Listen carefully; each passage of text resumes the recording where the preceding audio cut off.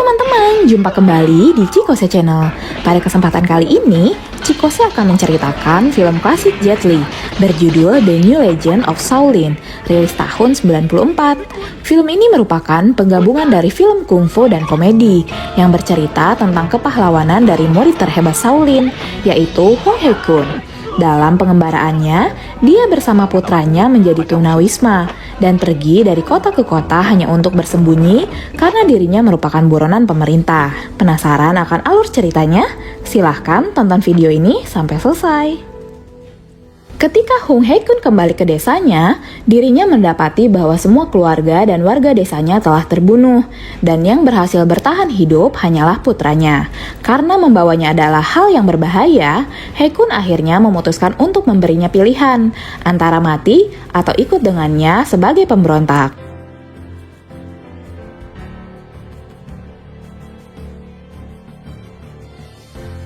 Saat sedang membakar semua jasad, datang teman seperjuangan ketika masih menjadi murid Shaolin. Dia bernama Ling Yi. Namun saat Hye-kun lengah, dirinya justru diserang dan dikepung oleh pembunuh suruhan pemerintah. Ternyata selama ini Ling Yi telah berkhianat dan membelot kepada pemerintah demi ketenaran dan kekayaan. Akhirnya tanpa belas kasihan, Hye-kun bertarung dengan mereka semua sambil melindungi anaknya.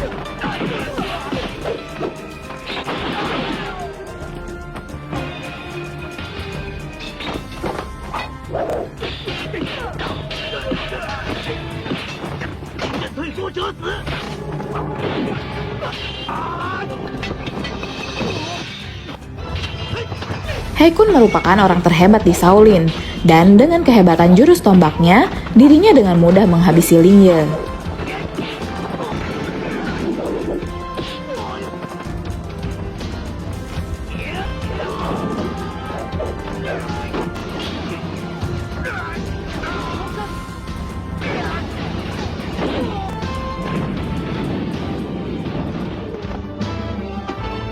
Namun dikira telah tewas, ternyata Ling Yi masih hidup dan akan menuntut balas di kemudian hari. Beberapa tahun kemudian di kuil Shaolin, biksu kepala menato punggung 5 orang murid termuda untuk menyembunyikan peta harta karun dari dinasti Ming. Karena menurut informasi, pemerintah sedang mengincarnya untuk membiayai revolusi. Di suatu kota kecil, terlihat Hye-kun berjalan bersama putranya yang bernama Mang Ting, yang kini telah dewasa dan terlihat sangat terampil dalam hal bela diri. Di sisi lain, ada seorang wanita penipu yang cantik bernama Kacang Merah dan ibunya yang pura-pura mati untuk mengharapkan rasa iba dari orang kaya yang akan menikahinya. Ketika itu, Hye-kun meninggalkan putranya seorang diri karena akan bertemu dengan saudaranya. Hye-kun meminta saudaranya untuk memberikan tempat perlindungan karena dirinya sedang diburu oleh pemerintah. Di sana Hye-kun diberitahu bahwa Shaolin akan diserang karena pemerintah menginginkan petunjuk atas harta karun yang kini disembunyikan oleh biksu ketua. Namun ketika Hye-kun lengah, saudaranya berusaha membunuhnya. Ternyata saudaranya pun telah mengkhianatinya demi uang. Hye-kun yang marah kemudian memanggil putranya untuk membawakan senjatanya dan menyuruhnya untuk tidak mengasihani siapapun yang telah menjadi pengkhianat.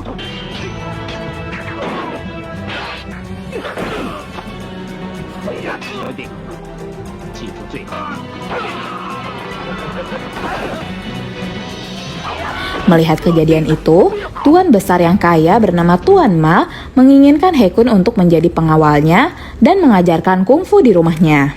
Awalnya Hye-kun menolak. Namun, karena melihat putranya yang lapar dan tidak memiliki uang untuk membeli makanan, akhirnya Hye-kun menerima pekerjaan yang ditawarkan oleh Tuan Ma. Selanjutnya, Hye-kun dan Kacang Merah yang telah berhasil menipu Tuan Ma dengan kecantikannya langsung diajak untuk ke rumahnya. Di sana, Kacang Merah diperlakukan layaknya nona besar, diberi banyak perhiasan dan juga menghabiskan semua makanan. Namun dirinya cukup baik karena menyisakan makanan yang kemudian diberikan kepada Mang Ting. Setelah itu, Kacang Merah menemui ibunya yang kini pura-pura mati di sebuah gudang. Mereka berdua kemudian membagi semua harta yang didapatkan dari hasil menipu Tuan Ma. Namun rencana itu tidaklah mudah, karena dirinya mengetahui bahwa Hye-kun seorang ahli bela diri. Oleh sebab itu, Kacang Merah mencoba menyogok Mang Ting dan juga menggoda Hye-kun.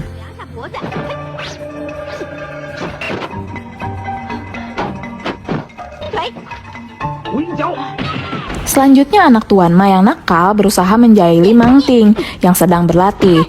Namun hanya dengan beberapa serangan dirinya langsung dikalahkan. Karena ingin membalas dendam, dirinya lantas memberi kabar kepada teman-temannya yang kini berada di Shaolin. Namun tanpa diduga, keadaan Shaolin kini sedang kacau karena penyerangan dari pihak pemerintah. Untung saja di tengah kekacauan itu, murid Shaolin yang telah ditato punggungnya berhasil diselamatkan.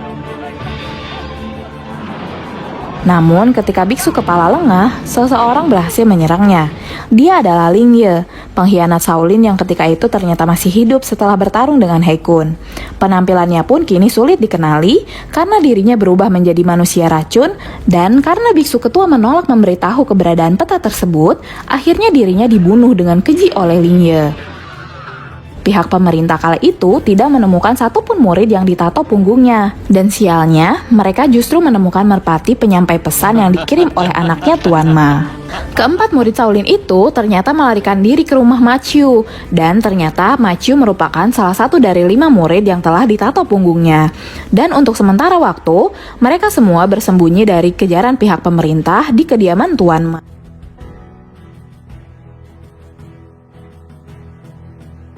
Dan untuk menyembunyikan mereka semua, mereka disembunyikan di gudang tempat jasad ibu kacang merah. Ternyata yang merasa takut hanyalah salah seorang dari mereka yang bernama Tai Hung.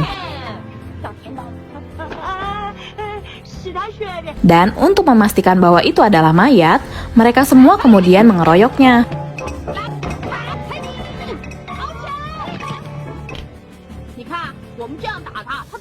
Namun setelah Tai Hung selalu ditinggal oleh teman-temannya bersama dengan ibu kacang merah, dirinya justru menjadi akrab dan mengetahui bahwa ibu kacang merah hanyalah berpura-pura.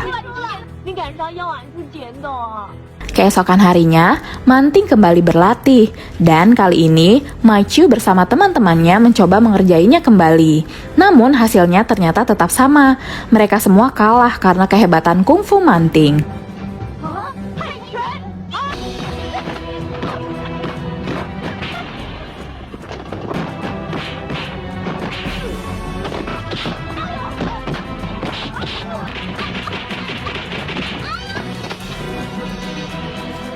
Bahkan salah seorang dari mereka terluka, yang akhirnya disembuhkan oleh Manting. Karena mereka merupakan murid Shaolin, maka dari itu bagi yang lebih hebat dengan kungfunya akan digelari kakak tertua. Malam harinya, kacang merah bersama ibunya hendak membius He Kun, namun gagal. Dan ketika akan mencuri kalung milik Tuan Ma, mereka kembali dihadang oleh He Kun dan rencananya kembali gagal.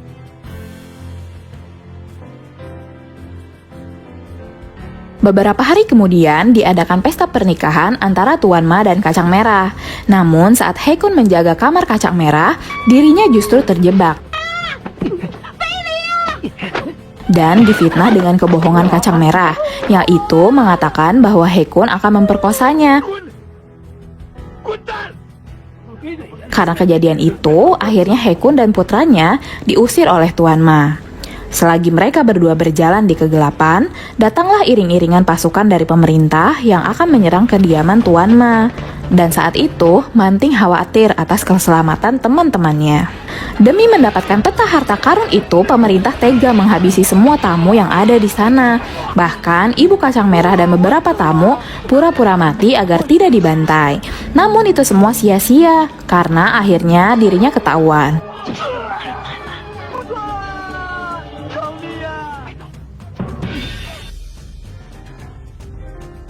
Untungnya saat itu, He Kun dan putranya datang untuk menolong dan menghajar 2 petinggi dari pasukan pemerintah. Kacang merah yang sedang melakukan aksinya baru mengetahui bahwa sedang terjadi keributan di luar, yang akhirnya memaksanya untuk bertarung yang ternyata dirinya cukup hebat.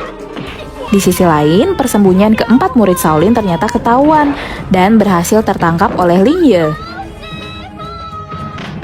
Begitu pula Man Ling. Disinilah He Kun akhirnya mengetahui bahwa Ling Ye masih hidup dan keberadaan peta yang disembunyikan oleh Shaolin. He Kun kemudian bertarung dengan Ling Ye.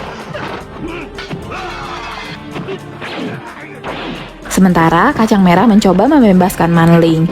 Namun karena banyaknya musuh dan terlukanya kacang merah, akhirnya dengan terpaksa Haekun melarikan diri. Kacang merah akhirnya siuman berkat pertolongan dari Haekun. Di sini kacang merah menjadi menyukainya karena ternyata Haekun adalah pria yang baik. Keesokan harinya, Haekun dan nenek mencoba mencari tahu untuk membebaskan putranya dan keempat murid Shaolin.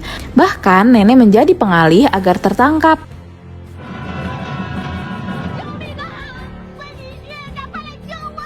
Setelah mengetahui letak penjaranya, Haekun dengan cepat berusaha membebaskannya.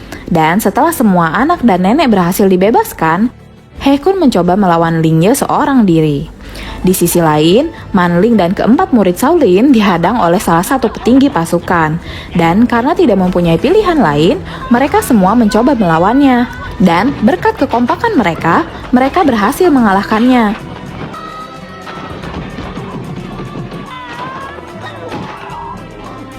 Ternyata berkat keabadian dan kungfu hebat yang telah dilatihnya, Lingye menjadi sulit dikalahkan.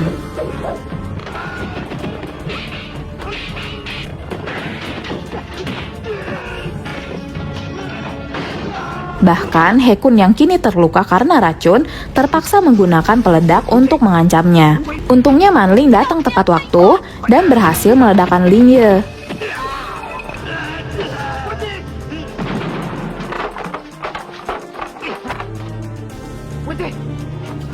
Namun lagi-lagi Lingye selamat dan tidak tewas akibat ledakan. Haekun beserta semuanya mendatangi sebuah kota yang telah ditinggal oleh penduduknya dan memasuki sebuah rumah yang merupakan rumah pengrajin lilin. Di sana mereka semua bertemu dengan seorang pria bernama Chikai dan menanyakan keberadaan paviliun bunga merah untuk menyembuhkan luka yang kini diderita oleh Haekun. Paviliun bunga merah merupakan salah satu pendukung Shaolin yang dipimpin oleh Master Chan, yang merupakan teman lama dari Haekun. Seluruh anggotanya kini berjaga selagi Haekun beristirahat. Namun dengan cepat, pasukan pemerintah datang menyerang dan membantai seluruh pasukan pemberontak. Walaupun Master Chan adalah ahli bela diri, dirinya tetap kalah dari Lingye, bahkan tanpa perlawanan. Mereka semua yang tidak tahu bahwa pasukan pemberontak sudah dihabisi menjadi lengah dan menyerang mereka semua.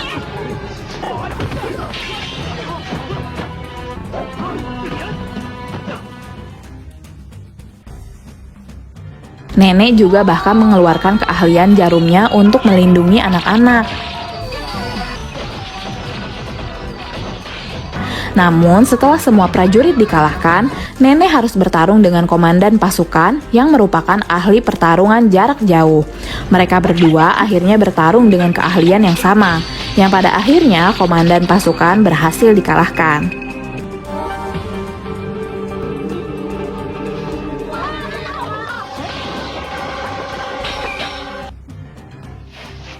Namun demi anak-anak, nenek bersandiwara. Ternyata saat bertarung dengan komandan pasukan, nenek terkena jarum beracun yang membuat dirinya terluka parah.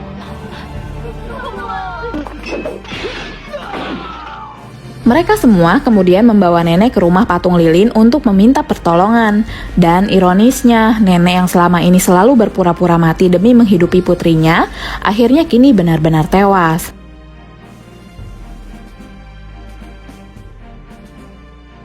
Dan saat anak-anak sedang bersedih atas kematian nenek, mereka semua diserang oleh Lingye. Haekun yang masih dalam keadaan terluka berusaha untuk melawannya, sementara kacang merah dan anak-anak melarikan diri ke atas menara yang di bawahnya terdapat lilin cair yang panas. Khawatir karena ayahnya melawan musuh seorang diri, Manling dengan berani datang membantunya dan memberinya serangan-serangan kombinasi. Karena menyadari bahwa kelemahannya adalah wajah, mereka berdua berfokus untuk menyerang bagian atas.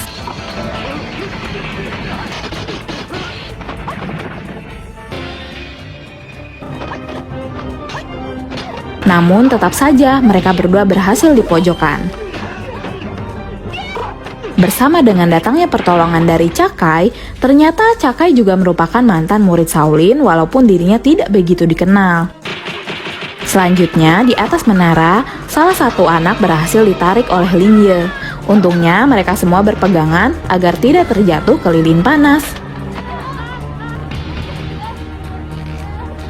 Pada saat itu, He Kun tidak memperdulikan keselamatannya dan tetap berusaha menyelamatkan mereka.